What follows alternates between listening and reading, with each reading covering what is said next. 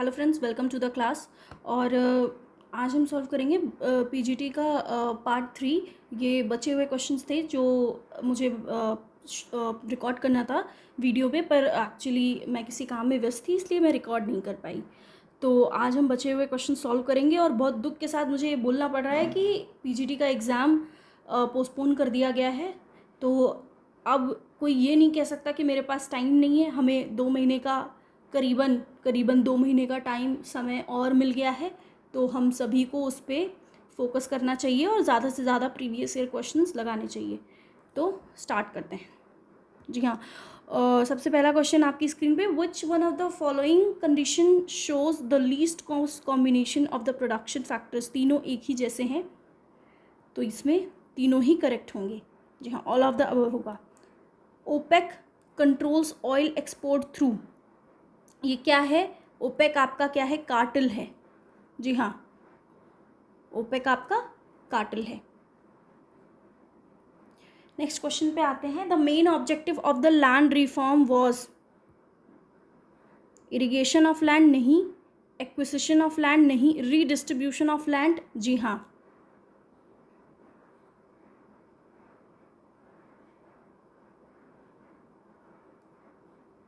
Next question पे चलते हैं। Commercial bank create credit out of nothing on the basis of securities on the basis of their total assets. बिल्कुल नहीं, ये जिसने भी मार्क किया है गलत मार्क किया। On the basis of cash deposit, जितना भी उसके पास डिपॉजिट आता है उसमें से वो क्रेडिट क्रिएशन करते हैं।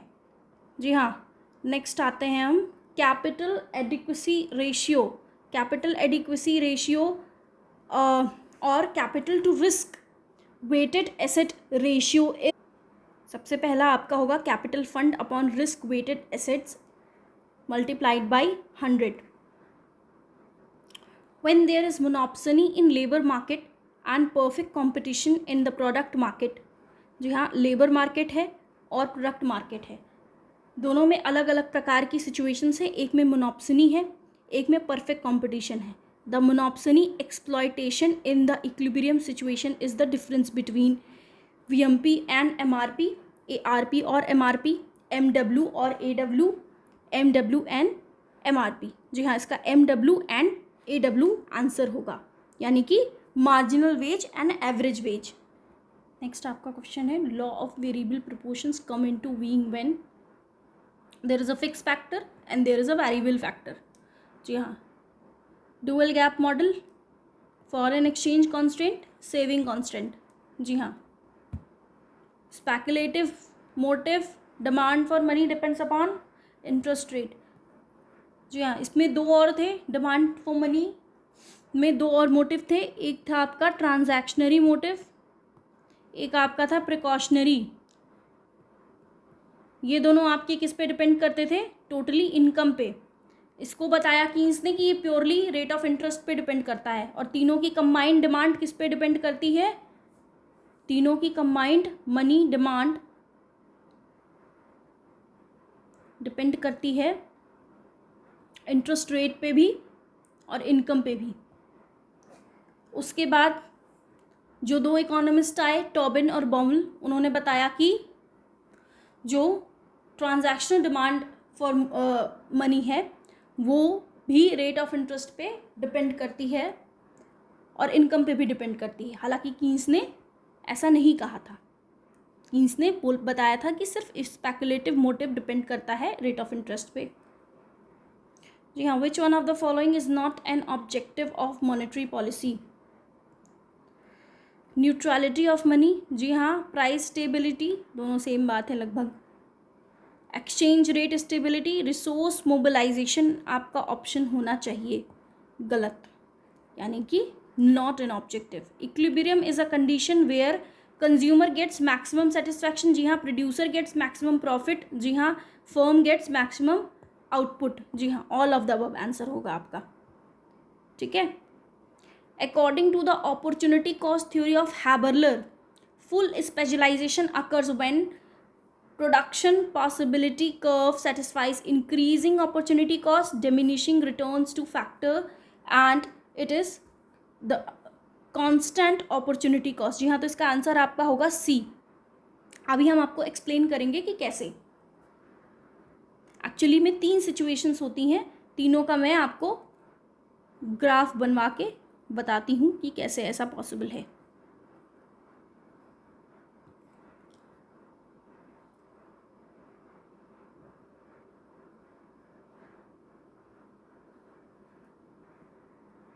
अगर ये आपका, जैसा कि यहाँ दिया हुआ है कांस्टेंट अपॉर्चुनिटी कॉस्ट, तो आपका कर्व बनेगा ऐसे, ठीक है। ये आपका क्या है, पीपीसी है, ठीक है। और पीपीसी को एक और नाम से जानते हैं, ट्रांसफॉर्मेशन कर्व के नाम से भी जानते हैं, ठीक है। और दिया किसने था, ये सैमुअल्सन ने, कर्व सैमुअल्सन ने दिया था। अगर ये परफेक्टली डिक्लाइनिंग फॉर्म में लीनियर ऐसे कर्व बनेगा तो ये कांस्टेंट अपॉर्चुनिटी कॉस्ट शो करेगा। यहाँ पे आपका गुड एक्स और गुड वाई हो जाएगा, ठीक। उसके बाद अगर ये यहाँ पे आपका फुल स्पेशलाइजेशन अकर होगा, और यहाँ पे अगर आपका ये कर्व कॉनकेव हो गया, जी हाँ कॉनकेव हो गया, तो आपका इंक्रीजिंग अपॉर्चुनिटी कॉस्ट होगा। और डिमिनिशिंग कब होगा, जब आपका ये कॉन्वेक्स हो जाएगा कर्व, ऐसे, तब आपका ये डिक्रीजिंग कॉस्ट हो जाएगा, ठीक है। यानी कि diminishing returns two factor of production. यहाँ पे मेरे से एक मिस्टेक हो गई, यहाँ पे लिखा हुआ है diminishing returns two factor of production. यहाँ पे मुझे ऐसा लगा कि पीपीसी सेटिस्फाइज लिखा हुआ है डिक्रीजिंग अपॉर्चुनिटी कॉस्ट, लेकिन एक्चुअली ये डिमिनिशिंग लिखा हुआ है, तो इससे कोई खास मतलब नहीं रहेगा आपका। सीधे सीधे यहाँ पे हो जाएगा, the production possibility curve satisfies decreasing opportunity cost when the curve is convex, ठीक है। VKRV राव आपके जुड़े हुए थे नेशनल इनकम से। नेक्स्ट क्वेश्चन पे आपके आते हैं, which one of the is not the type of equilibrium. जी हाँ, स्टेबल, अनस्टेबल, न्यूट्रल, 3 टाइप के इक्विलिब्रियम होते हैं। प्रोबेबल जैसा कुछ भी नहीं होता, ठीक है। प्रोबेबिलिटी क्या होता है, अगर है तो स्टेबल होगा या तो, ठीक है। स्टेबल इक्विलिब्रियम कैसे बनेगा आपका, ऐसे बन जाएगा आपका। बाकी अनस्टेबल ऐसे होना चाहिए, इसमें सप्लाई ऐसे हो जाएगी, डिमांड ऐसे हो जाएगा। यहाँ पे उल्टा हो जाएगा, डिमांड ऐसे हो जाएगा और सप्लाई ऐसे हो जाएगी। आपका अनस्टेबल इक्विलिब्रियम हो गया। Degree of monopoly power can be P minus MC, ये किसने दिया था, लर्नर ने दिया था आपका, लर्नर्स मोनोपोली पावर है। Important feature of statistical data numerically express, जी हाँ। एग्रीगेट ऑफ फैक्ट्स, बिल्कुल। कलेक्टेड बाय एस्टिमेशन, जी हाँ, all of the above. Next question पे, public expenditure is used as compensatory expenditure in the period of prosperity. में क्यों use करेंगे भाई ज़्यादा एक्सपेंडिचर, जब प्रॉस्पेरिटी ऑलरेडी हो रही है, इन्फ्लेशन ऑलरेडी है, एम्प्लॉयमेंट ऑलरेडी है, सब चीज़ें सही चल रही हैं, तो जाहिर सी बात है वहाँ पे कंपनसेशन की क्या ज़रूरत पड़ेगी। जब पीरियड ऑफ डिप्रेशन होगा तब हम पब्लिक एक्सपेंडिचर को कंपनसेटरी फॉर्म में यूज़ करेंगे। उस टाइम पे कोविड के करीब जो है पेपर आया था, तो शायद इस क्वेश्चन को पूछने का ये कारण हो सकता है कि कोविड में जुलाई के टाइम पे 2020 के टाइम पे बहुत हेवी अमाउंट में कंपनसेटरी एक्सपेंडिचर किया गया था बाय द सेंट्रल गवर्नमेंट। अच्छा, और पब्लिक फाइनेंस में इससे जुड़ी एक थ्योरी है, ठीक है। तो उसमें 3 इफेक्ट होते हैं, और पीकॉक वाइजमैन थ्योरी है, उसमें एक सबसे पहला इफेक्ट है, दैट इज डिस्प्लेसमेंट इफेक्ट। मतलब कि जो पब्लिक एक्सपेंडिचर होता है वो स्टेप लाइक मैनर में बढ़ता है। यहाँ पे जैसे कोई वॉर हुआ, कोई कैलामिटी आ गई, तो यहाँ पे क्या जर्क्स की तरह से अचानक से एक्सपेंडिचर बहुत तेज़ी से बढ़ जाता है, तो ये उसी बात को दर्शाता है। नेक्स्ट आपके आते हैं principle of king demand curve. Multiple times मैं बता चुकी हूँ अपने वीडियोस में, पॉल एम स्वीजी, ठीक है। इससे रिलेटेड जितनी चीज़ें आप पढ़ लीजिए क्योंकि ये बहुत इंपॉर्टेंट है। अगर किंग डिमांड कर्व दे दिया तो स्वीजी पहली बात, तो दूसरी बात ये ओलिगोपोली से रिलेटेड है, दूसरी बात ये ऐसे शेप में बनता है, ये आपका AR कर्व है यानी कि प्राइस हो गया, आपका MR कर्व है, ये आपका प्राइस रिजिडिटी। किंग आपका क्या शो करता है, price and quantity both rigidity, ठीक है। तो आपका ये आप का रिविजन पार्ट हो गया। नेक्स्ट क्वेश्चन पे मूव ऑन करेंगे। Which of the following theory of wages was propounded by Professor Walker? Subsistence theory, standard of living theory, wage fund theory, residual claimant theory. जी हाँ, बिल्कुल रेजिडुअल क्लेमेंट थ्योरी। और हाँ, सब्सिस्टेंट theory आपकी किसके द्वारा दी गई है? आपकी रिकार्डो द्वारा दी गई है। अच्छा, सब्सिस्टेंस का आइडिया किसका था? एडम स्मिथ का और माल्थस का। लेकिन अगर एग्जाम में डायरेक्टली पूछा जाए कि किसने थ्योरी दी है तो आपने रिकार्डो मार्क करना है, ठीक है। और फिर आता है आपका स्टैंडर्ड ऑफ लिविंग थ्योरी। जी हाँ, ये बिल्कुल आपकी एडम स्मिथ ने दिया है। बाकी और भी इकोनॉमिस्ट इससे जुड़े हुए हैं, मिल का भी नाम आता है। लेकिन हाँ, जब वेज फंड थ्योरी की बात आए तो बिल्कुल आप क्लियरली जॉन स्टुअर्ट मिल को मार्क करके आएंगे, ठीक। Let's move on to the next question. Who is benefited during money inflation? Lender, जिसने कर्ज दिया है? नहीं। सेवर, बिल्कुल नहीं। जो पेंशनर है उसको भी नहीं। जो बोरोवर है, जिसने पैसा लिया है, जिसने कर्ज लिया है, उसको फ़ायदा है। क्योंकि जब उसने कर्ज लिया था तो पैसे की वैल्यू ज़्यादा थी। जैसे आपने 100 रुपये कर्ज लिया तो आपके 100 रुपये से आप सामान खरीद सकते थे 1 kg ऑफ एप्पल। जब आपने वो कर्ज लिया, अब एप्पल मिल रहा है आपको 110 रुपये का 1 kg ऑफ एप्पल मिल रहा है, मान लीजिए 110 रुपीज़ का। लेकिन आपका इंटरेस्ट रेट अगर 6% है तो आपको वापस करने पड़े केवल 106 रुपये। तो एक्चुअली में आपका 4 रुपये का फ़ायदा हो गया। तो जो कर्ज लिया है उस इंसान को फ़ायदा होता है ड्यूरिंग इन्फ्लेशन, और जिसने कर्ज दिया है उसका नुकसान होता है। Potential surprise theory was related to profit theory. किसने दी है? शैकल ने। जी हाँ, शैकल ने पोटेंशियल सरप्राइज थ्योरी दी है। और हाँ, कई सारी थ्योरीज हैं इससे जुड़ी हुई। 1 मिनट मैं आपको थोड़ा सा समय लूँगी। इसमें मैंने एक अपने नोट्स में लाइन से पूरा लिख लिया था कि कहाँ पे कौन कौन सी थ्योरीज किस किस इकोनॉमिस्ट ने दे रखी हैं।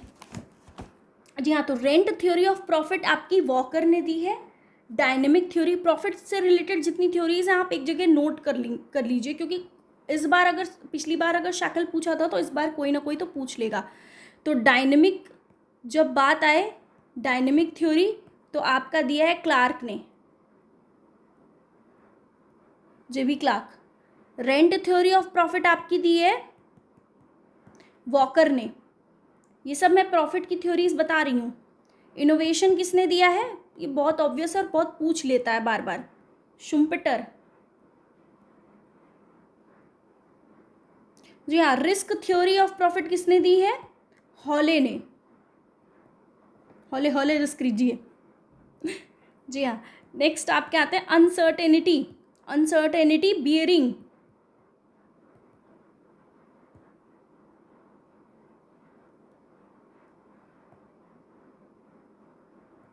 ये आपका दिया है नाइट ने, ठीक है। और पोटेंशियल सरप्राइज तो मैंने आपको बता ही दिया शैकल ने। अनसर्टेनिटी बियरिंग में इस थ्योरी में एक बहुत इंपॉर्टेंट चीज़ याद रखिएगा कि नाइट बात करते हैं इंश्योरेबल एंड अनइंश्योरेबल रिस्क की।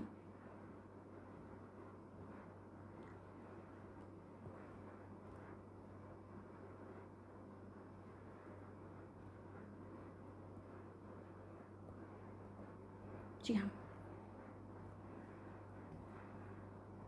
नेक्स्ट आपका क्वेश्चन आता है, the green climate fund was established in Cancun summit 2010 but the thought of it begin in Copenhagen summit 2009।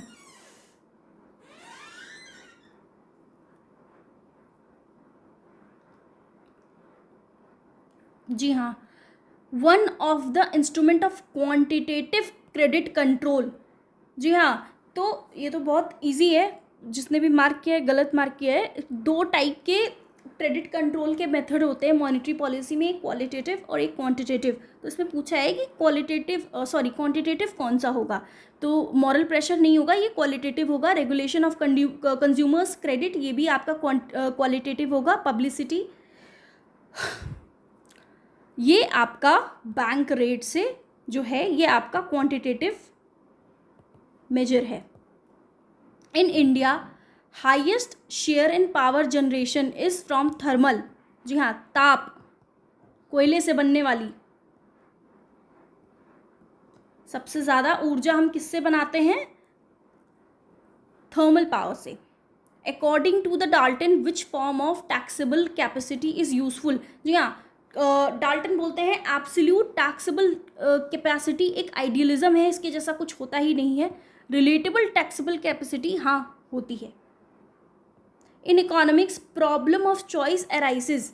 Problem of choice arise क्यों होती है? Needs are urgent in nature, resources are given by, resources have alternative uses and resources, जी हाँ, given by nature.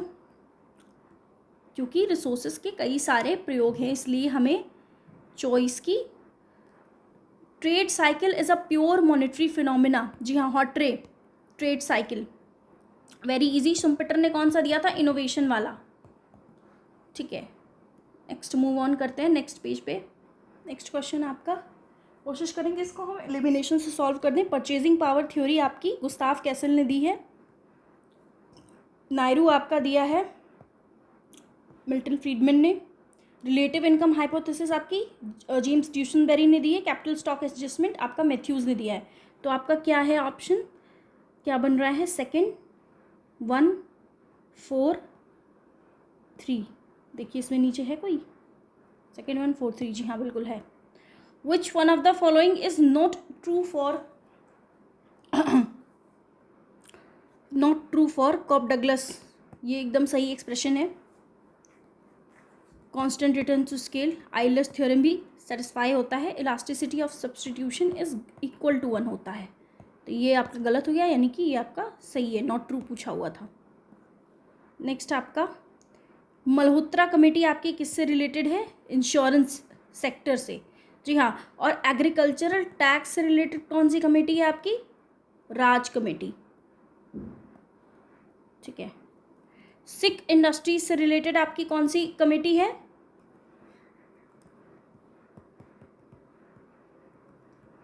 Tiwari committee 1981। It was made to study sickness in the small scale industries at an early stage। जी हाँ, next move on करते हैं question पे। Demographic transition की एक theory है जिसमें 3 स्टेजेस दी गई हैं, जिसमें सबसे पहला तो आपका है कि बर्थ रेट। फर्स्ट स्टेज ऐसी होगी जिसमें बर्थ रेट और डेथ रेट दोनों हाइयर रहेंगे।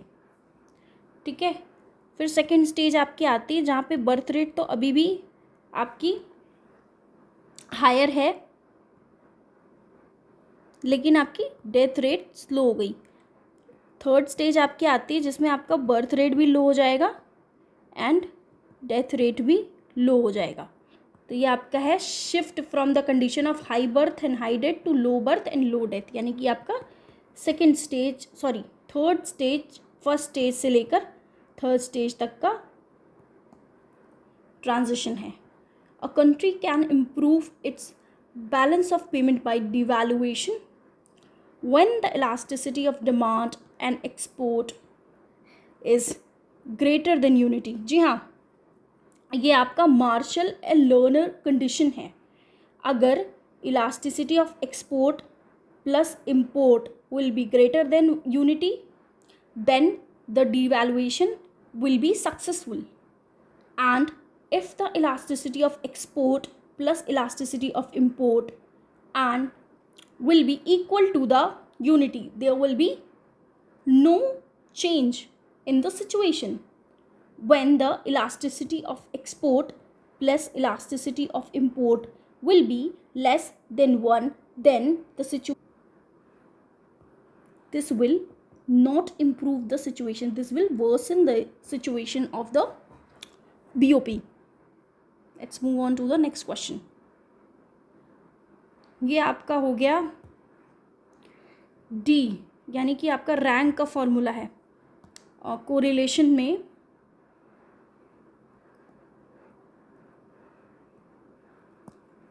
स्पेयरमैन रैंक कोरिलेशन फॉर्मूला है ये।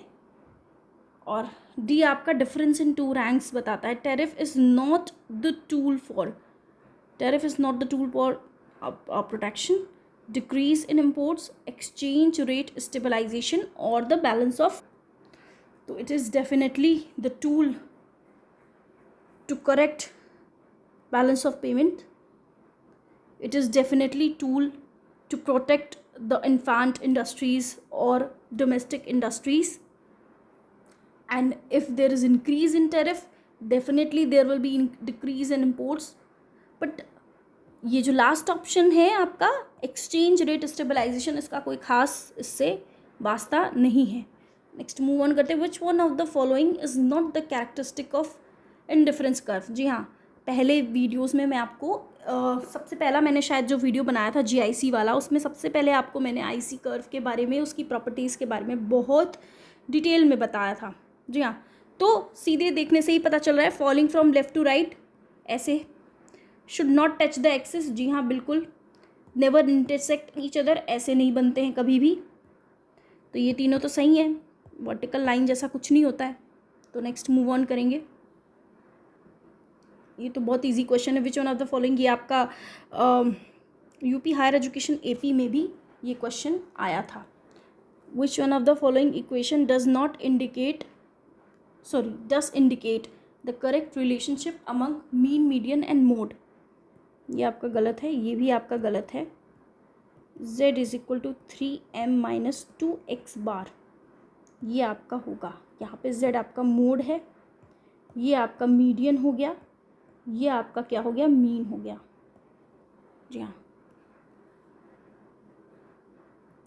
विच one of the following is not the tool for physical policy, budgetary policy. जी हाँ, pump priming spending, yes yes, and this is related to monetary policy.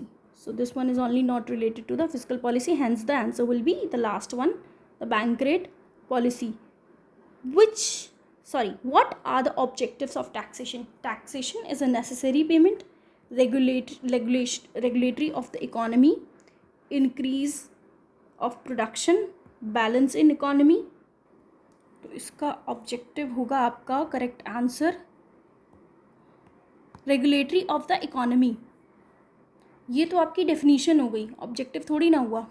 Increase in production, बिल्कुल नहीं, taxation लगा देंगे तो increase in production कहाँ हो जाएगा, ये तो उसका ऑब्जेक्टिव पहली बात तो हो ही नहीं सकता।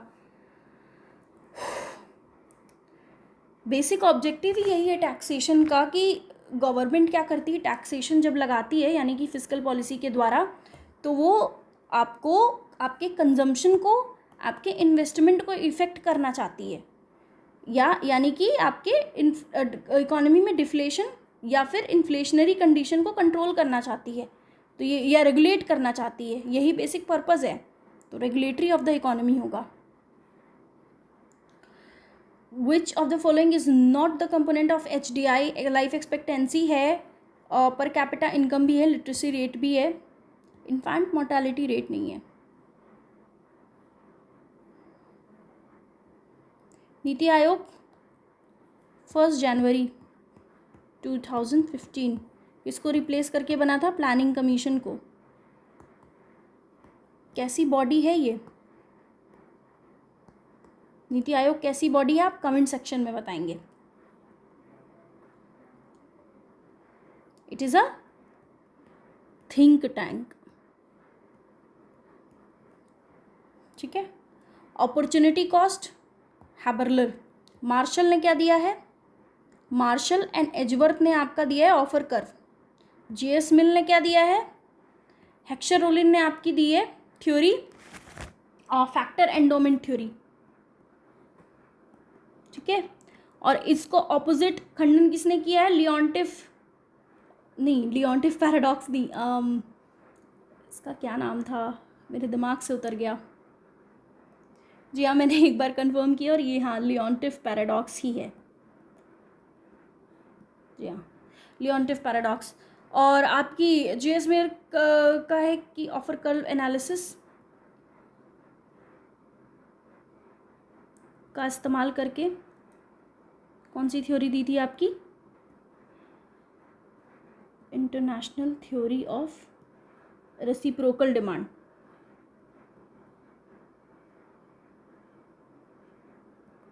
जी हाँ, आपका ये सारा कवर हो गया। नेक्स्ट मूव ऑन करते हैं। In which market firm marginal revenue is equal to the price? जी हाँ, परफेक्ट कंपटीशन। ऐसे MR is equal to AR यानी कि प्राइस। ठीक है। Increase in money supply leads to, अगर मनी सप्लाई में बढ़ोतरी होगी तो IS से तो कोई मतलब ही नहीं हुआ, सीधा है आपका ISLM।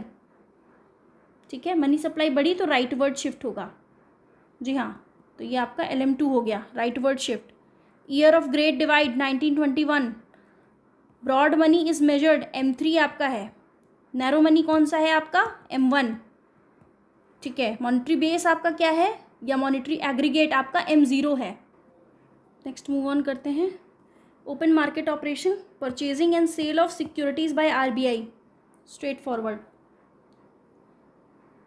According to the Ricardo which type of cost difference is necessary for the trade between two countries? Absolute cost आपका एडम ने दिया था, एडम स्मिथ ने। कंपैरेटिव कॉस्ट आपका रिकार्डो ने दिया था, तो यही वाला होगा। Measurement to divide the series into 2 equal parts. जी हाँ, मीडियन आपका 2 भागों में इक्वल डिवाइड कर देता है। Real wage is more, all of the above, is more returns than monetary wage, तीनों होंगे इसमें। माइक्रो मुद्रा, जी हाँ, मुद्रा आपका किस जो है डेट को स्टार्ट हुई थी? तो इसका आपका बिल्कुल सही मार्क है। 8 अप्रैल 2015 को प्रधानमंत्री मुद्रा योजना आपकी ऑफिशियली स्टार्ट हुई थी। और इसका पर्पस क्या था? कोलेटरल फ्री लोन्स देना, इनिशियली अप टू 10 लाख। अब इसकी लिमिट क्या बढ़ा दी गई है तरुण की? इसमें तीसरा शिशु एक इसमें भाग होता है और दूसरा आपका होता है किशोर। तीसरा आपका हो गया इसमें 50,000 तक लोन ले सकते हैं, इसमें 5 लाख तक, और इसमें पहले 10 लाख तक था, अभी आपका बढ़ा के लिमिट 20 लाख कर दी गई है। Which of the following book of Keynes interpret the concept of inflationary gap? जी हाँ, इसमें आपका how to pay for war होगा। और आपकी जनरल थ्योरी भी आपकी इन्हीं के द्वारा लिखी गई थी, लेकिन आपका इन्फ्लेशनरी गैप का जो कॉन्सेप्ट था ये आपको हाउ टू पे वॉर में मिलेगा। नेक्स्ट 4 क्वेश्चन बचे हैं, जल्दी जल्दी करते हैं बिना टाइम वेस्ट किए। इक्विलिब्रियम, मल्टीप्लाई डिवाइड कुछ नहीं, सीधे equal. Propounder of comparative cost, जी हाँ, प्रोपाउंडर लिखा है रिकार्डो होगा। लियोनटिफ पैराडॉक्स, अभी मैंने थोड़ी देर पहले बात की थी, हेक्सर-ओलिन। एग्रीगेट डिमांड फंक्शन कैसे स्टार्ट होता है? ऑरिजिन से, बिल्कुल नहीं, पॉइंट बिलो ऑरिजिन नहीं, पॉइंट अबव ऑरिजिन। जी हाँ, एग्रीगेट डिमांड यहाँ से स्टार्ट होता है, ये आपका इंटरसेप्ट होता है। क्यों? क्योंकि कंजम्पशन कुछ ना कुछ तो रहेगा ही, इसलिए कभी ये 0 से स्टार्ट नहीं होता है। यानी कि आपका पेपर आज का ओवर हो गया। आपके 125 क्वेश्चन पूरे कवर हो गए PGT के। धन्यवाद। इस वीडियो को ज़रूर लाइक और शेयर कीजिएगा अपने दोस्तों के साथ। मैंने ये देखा है कि कई सारे लोग वीडियोस देखते हैं पर उस चैनल को सब्सक्राइब नहीं करते। ये पहली बार मैं अपने वीडियोस में बोल रही हूँ कि प्लीज़ चैनल को सब्सक्राइब करिए।